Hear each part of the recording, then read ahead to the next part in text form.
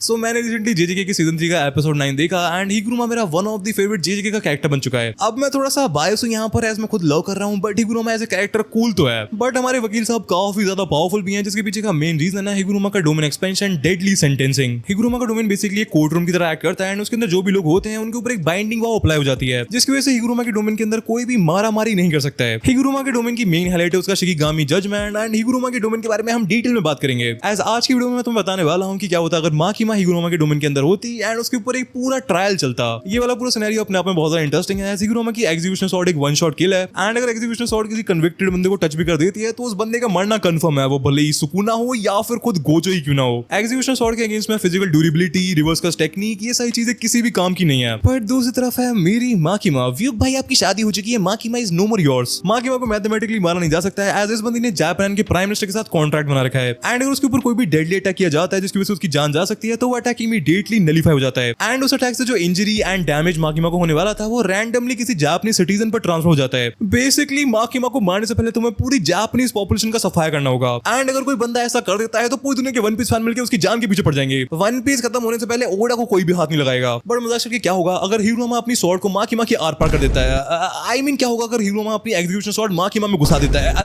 I mean क्या होगा अगर हिगुरुमा अपनी एग्जीक्यूशन स्वॉर्ड से माकिमा को बचा देता है। आई मीन क्या हिगुरुमा की एग्जीक्यूशन स्वॉर्ड माकिमा के डबल कॉन्टैक्ट को बाईपास कर सकती है या फिर उससे माकिमा को कुछ भी नहीं होगा एंड किसी रैंडम जापानीज बंदे के एल लग जाएंगे। सो जैसा मैं तुम्हें पहले बताया कि हिगुरुमा के डोमेन के अंदर किसी भी तरह की वॉयलेंस अलाउड नहीं है, जिसकी वजह से एटलीस्ट माकिमा अपने फिजिकल एंड साइकिक अटैक्स को हिगुरुमा के ऊपर यूज नहीं कर पाएगी। बट यहाँ पर हिगुरुमा के लिए सबसे बड़ी दिक्कत है माकिमा की एबिलिटी, कंट्रोल, ऑथोरिटी। माकिमा जिसको भी अपने से नीचा समझती है वो उसको कंट्रोल कर सकती है एंड माकिमा जो भी बोलेगी वो सामने वाले बंदे को करना पड़ता है। अगर माकिमा कहती है भौंको तो तुम्हें भौंकना पड़ेगा। अब इसमें कोई भी डाउट नहीं है कि हिगुरुमा एक प्रोडिजी है एंड वो अपने आप में काफी ज्यादा पावरफुल बनता है, बट माकिमा सारे के सारे ह्यूमंस को ही अपने आप से इंफीरियर समझती है। तो आई डोंट थिंक सो कि माकिमा हिगुरुमा को कुछ स्पेशल मानने वाली है। अगर यहाँ पर गोजो होता तो सिनेरियो काफी ज्यादा इंटरेस्टिंग होता, बट हिगुरुमा के केस में को लगता है कि माकिमा की कंट्रोल अथॉरिटी उसके ऊपर डेफिनेटली वर्क करती। एंड यहाँ पर अगेन हिगुरुमा का डोमेन एक्सपेंशन सीन में आता है। डोमेन एक्सपेंशन के बारे में क्लियरली मेंशन है कि डोमेन एक्सपेंशन अपने आप में काइंड ऑफ पॉकेट डायमेंशन की तरह होते हैं एंड हर एक डोमेन के अपने खुद के रूल्स होते हैं एंड अगर तुम उस डोमेन के अंदर हो तो तुम्हें उन रूल्स को फॉलो करना ही पड़ता है। फॉर एग्जाम्पल अगर तुम गोजो के डोमेन के अंदर हो एंड तुम गोजो नहीं हो एंड तुमने अगर गोजो को टच नहीं कर रखा है तो तुम्हारा ब्रेन फ्राई होना कंफर्म है। इसलिए हिगुरुमा के डोमेन के बाहर तो नो डाउट माकिमा इजीली हिगुरुमा का कुत्ता बना देगी, लाइक लिटरली एक्चुअल कुत्ता। बट हिगुरुमा के डोमेन के अंदर एज माकिमा अपनी कंट्रोल अथॉरिटी का यूज करके हिगुरुमा को अपने आप को चोट पहुंचाने के लिए मजबूर कर सकती है, जो कि हिगुरुमा के डोमेन के रूल्स के स्ट्रिक्टली अगेंस्ट है। इसलिए आई थिंक माकिमा की कंट्रोल अथॉरिटी हिगुरुमा के डोमेन के अंदर काम नहीं करेगी। सो अब आते हैं माकिमा के ट्रायल के ऊपर। इस बंदी ने ऐसे ऐसे काम कर रखे हैं कि वो सब देख के खुद जजमैन भी कुछ टाइम के लिए ट्रॉमेटाइज हो जाए। Mass murder, psychological torture and Makima का बॉडी काउंट हद से ज्यादा है। मैं जॉन विक वाले बॉडी काउंट की बात कर रहा हूँ, मेमे वाले नहीं।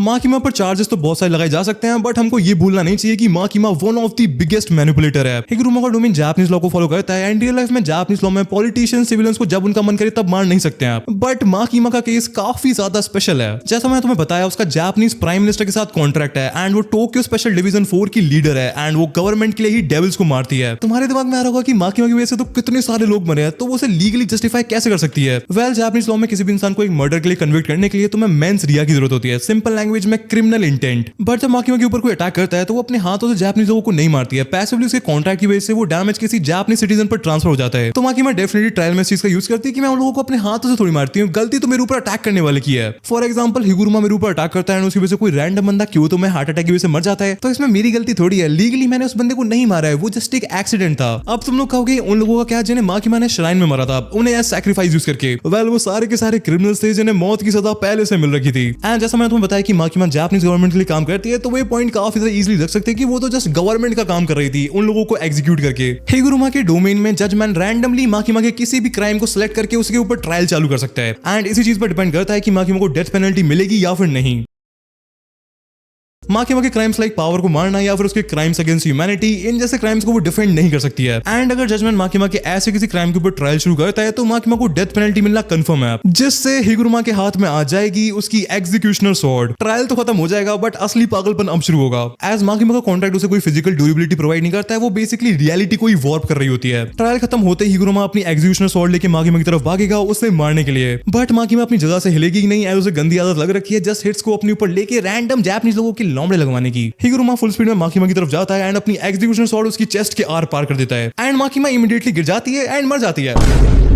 बट जेजे के फैंस को इतनी जल्दी खुश होने की जरूरत नहीं है। तुम यहाँ पर एक आर्ग्यूमेंट दे सकते हो कि एग्जीक्यूशन स्वॉर्ड माकिमा के कॉन्ट्रैक्ट को बाईपास कर देगी एज वो एक डिवाइन पेनल्टी है, जो कि कोई फिजिकल अटैक नहीं है बल्कि एग्जीक्यूशन स्वॉर्ड सीधा सोल को टारगेट करती है। बट यहाँ पर कैच ये है कि माकिमा का कॉन्ट्रैक्ट भी जस्ट फिजिकल डैमेज को हील नहीं करता है। उसके कॉन्ट्रैक्ट का सिंपल काम यह है कि वो माकिमा के ऊपर करे हुए किसी भी जानलेवा अटैक को नलीफाई कर देता है। एंड एक लिटरल स्वॉर्ड जिसके छूने पर तुम मारे जाओगे, बाय डेफिनेशन ये एक अटैक ही कंसिडर होगा। मैं तुमको यहाँ पर चेनसो मैन की मांगा का स्पॉइलर तो नहीं दूंगा, एज मैं सोच रहा हूँ चेनसो मैन की मांगा को कवर करने का। बट माकिमा को डैमेज पहुंचाने के लिए तुम्हारी इंटेंशंस मैटर करती हैं। तुम अगर माकिमा के ऊपर उसको मारने की इंटेंशन से अटैक करोगे तो तुम जस्ट वन पीस फैंस का बीपी बढ़ा सकते हो। एंड माकिमा को मारने का बस एक ही तरीका है कि तुम्हारी इंटेंशंस अटैक करने वाली नहीं होनी चाहिए। बट हिकुरुमा के केस में वो एक वन शॉट किल वाली स्वॉर्ड से माकिमा के ऊपर अटैक करेगा एंड उसकी इंटेंशन 100% माकिमा को मारने की होगी, एज उसकी स्वॉर्ड का नाम ही लिटरली एग्जीक्यूशनर स्वॉर्ड है। सो एक्चुअली होगा क्या, हिकुरुमा की एग्जीक्यूशनर स्वॉर्ड अपना काम करेगी, माकिमा मरेगी जरूर बट वो दोबारा से रिवाइव हो जाएगी एंड जापान के किसी यामामोतो के साथ बैंग बैंग हो जाएगा। उसके बाद हिकुरुमा की एग्जीक्यूशनर स्वॉर्ड गायब हो जाएगी एंड फिर उसका माकिमा का डॉगी बनना कंफर्म है।